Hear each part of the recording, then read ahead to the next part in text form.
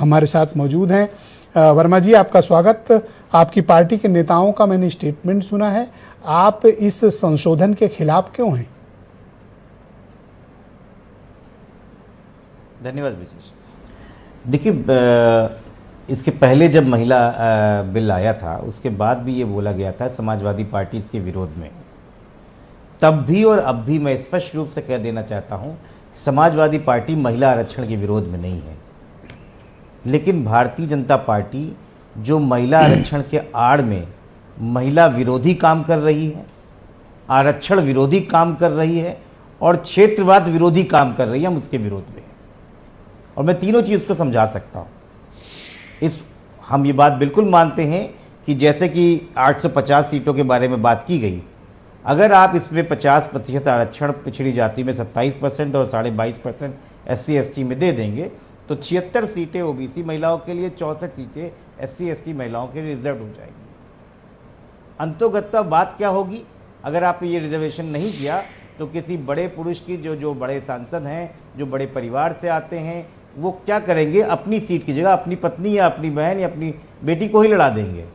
इससे महिलाओं का कैसे इस तरह से आगमन होगा?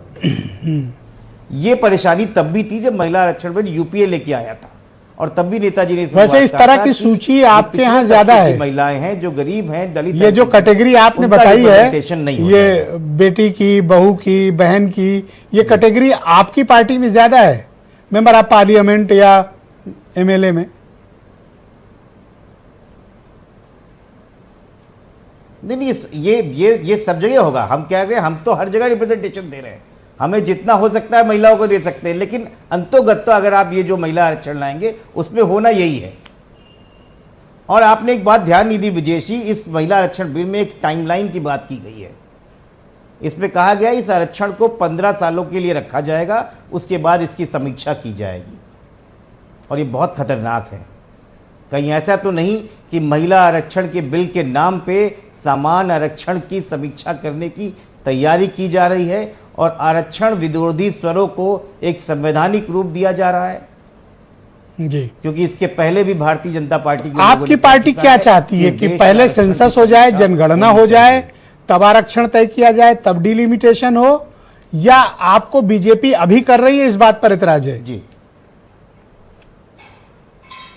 नहीं विजय जी, जब सितंबर 2023 में आरक्षण ये लाया गया था तो समाजवादी पार्टी ने उसका सपोर्ट किया था और तब इन्होंने जोर से कहा था कि 334A का जो किया गया है, जो जोड़ा गया है, उसमें जो महिला आरक्षण लाया जा रहा है उसी के लिए परिसीमन किया जा रहा है। Delimitation is for this purpose, ये लिखा हुआ है। तो जब तक डिलिमिट, आज एकदम से क्या हो गया, 30 महीनों में इन्होंने एक बार भी उसका नाम नहीं लिया, आज अचानक क्या हो गया, क्यों पलट गए अपनी लाइन से? और उसी जिसको अनुच्छेद को जोड़ा था उसी संशोधन के लिए बिल लेके आ रहे हैं। तो आपकी पार्टी संसद में क्या रुख रखेगी? आप इसका विरोध करेंगे? तो खाली नाम हो रहे नहीं, हम इसका बिल्कुल विरोध करेंगे क्योंकि हम चाहते हैं कि पहले जातीय जनगणना हो, उसके हिसाब से परिसीमन हो और फिर महिला आरक्षण बिल आए।